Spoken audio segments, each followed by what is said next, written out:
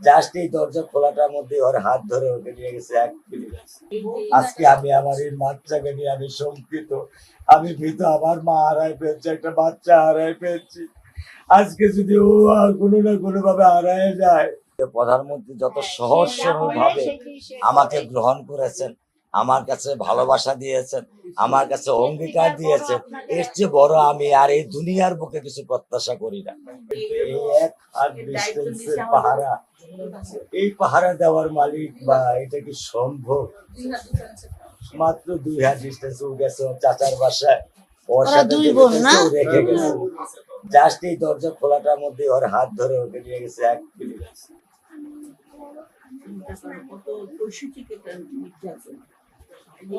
আজকে আমি আমার এই বাচ্চাকে নিয়ে আমি শঙ্কিত, আমি ভীত। আমার মা হারাই ফেলছে, একটা বাচ্চা হারাই ফেলছি। আজকে যদি ও কোনো না কোনো ভাবে হারায় যায়।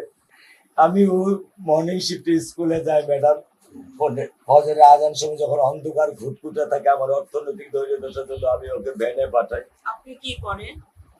আপা আমি একটা ছোট্ট ম্যান পাওয়ারের ব্যবসা চাকরি আছে, আমি সেখানে খুব সামান্য বেতনে আমি একটা চাকরি করি আপা। আর আমার পারিবারিক সম্পত্তি থেকে কিছু টাকা দিয়েছিলাম, সেটার অর্ধেক টাকা আমি এই সংসারের ভিতরে মিলিয়ে মিলিয়ে দিতে শেষ। সারা বাংলাদেশে আমার নিজস্ব 1 ইঞ্চি কোনো জায়গা নেই, কোনো সম্পত্তি নেই।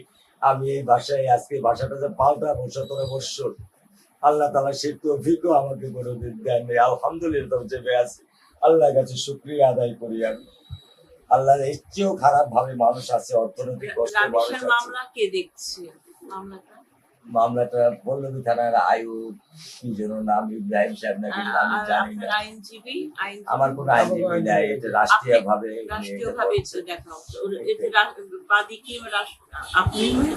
আমি জানিও জানি না, আয়ুব সাহেব আসছিলেন, আমি কিছু করিনি, বলছে একটা সিগনেচার দিতে হবে, আমি দিয়ে দিয়েছি।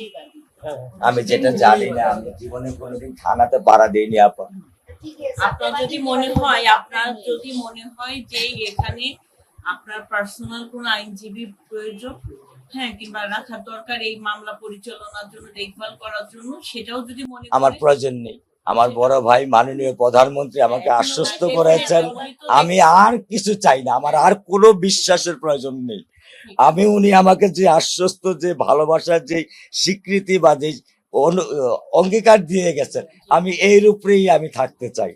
আমার আর কোনো কিছুর প্রয়োজন নেই, আমি আর কোনো কিছুর প্রয়োজন নেই। ভাবি, আপনি ওকে, যেহেতু একটা ঘটনা ঘটে গিয়েছে, আপনি ওকে সাথে করে নিয়ে, ওকে একা আসা যাওয়া করলে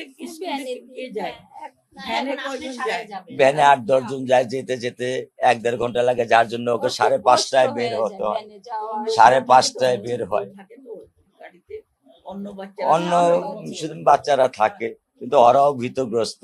মেয়ে তো আমাদের সমাজে নানা টিচ করে, টিচিং করে, রাস্তায় ভ্যানে যেতে গেলে নানান কথা শোনে।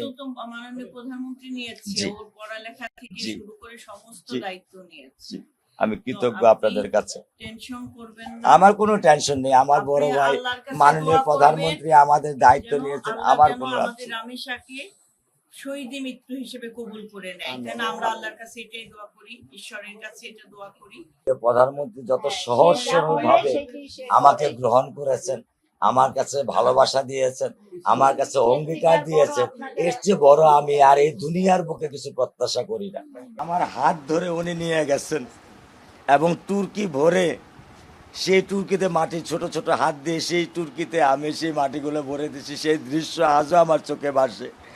একে আমি বলছি যে আমি শহীদ প্রেসিডেন্ট জিয়াউর রহমানের সাথে একসাথে আমি এই তুর্কি ভরার তৌফিক আল্লাহ আমাকে দিয়েছিলেন। পরবর্তীতে তার সুসন্তান আজকে প্রধানমন্ত্রী, ওনাকে আমি মানা করছি যে আমি আসি, কিন্তু উনি না শুনে উনি আমাকে আমার কাছে আমার বুকে আসছেন, আমাকে আদর দিচ্ছেন, স্নেহ দিচ্ছেন, ভালোবাসা দিচ্ছেন, আমার বড় মেয়ের দায়িত্ব নিয়েছেন।